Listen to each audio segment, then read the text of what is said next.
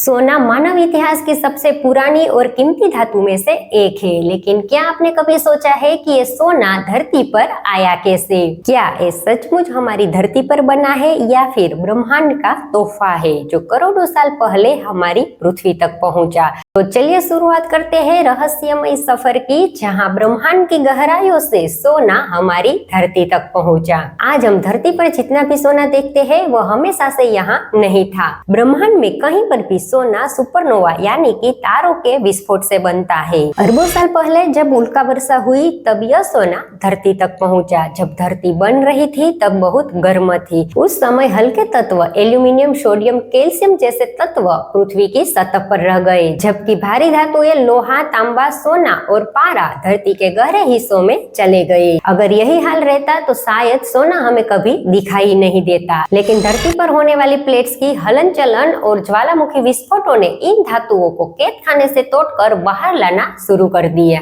धरती के लावा के रगड़े के साथ ये सभी धातुएं धरती की सतह पर आने लगी। धीरे धीरे आग के ये पहाड़ भी गलने लगे और सोना नदियों और समुद्रों में जाने लगा। और ये सोने के कणों का जत्था बड़े समुद्र और बड़ी नदियों के मामले में इतना कम था कि उसे हासिल करने के लिए बहुत टाइम और बहुत मेहनत लगने वाली थी। अब तक हमने समझा कि सोना धरती पर आया कैसे, लेकिन ये कहानी यही खत्म नहीं होती। चलिए अब जानते हैं कि यही सोना कैसे कई सभ्यताओं और हमारी संस्कृति का अहम हिस्सा बना। 16वीं शताब्दी में पोर्तुगीज और स्पेनियार्ड मध्य और उत्तर अमेरिका गए। दरअसल यूरोपियन के जाने से पहले नॉर्थ अमेरिका और साउथ अमेरिका में कुछ सभ्यताएं रहती थी जो वहाँ के मूल निवासी थे, जिसका नाम इका सिविलाइजेशन था। और उस जगह पर सिर्फ सोना ही सोना मिलता था। वहाँ की जमीन ज्वालामुखी से बनी थी, इसीलिए सबसे ज्यादा सोना वहीं पे था। उनके घरों के बर्तन से लेकर चम्मच, चेयर सब कुछ सोने से बना होता था। लेकिन यूरोपियन ने हमला करके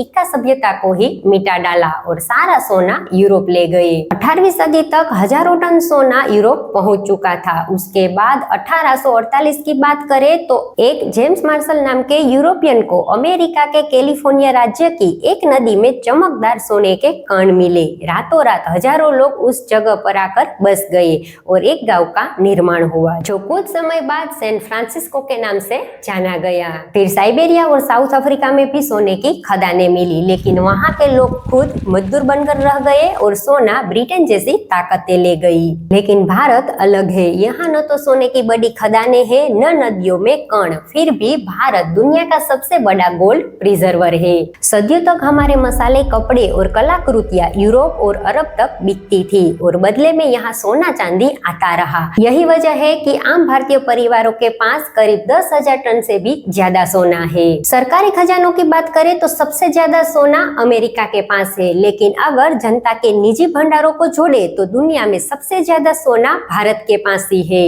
आज का वीडियो यहीं पे समाप्त करते हैं, फिर मिलेंगे कुछ नए वीडियो के साथ।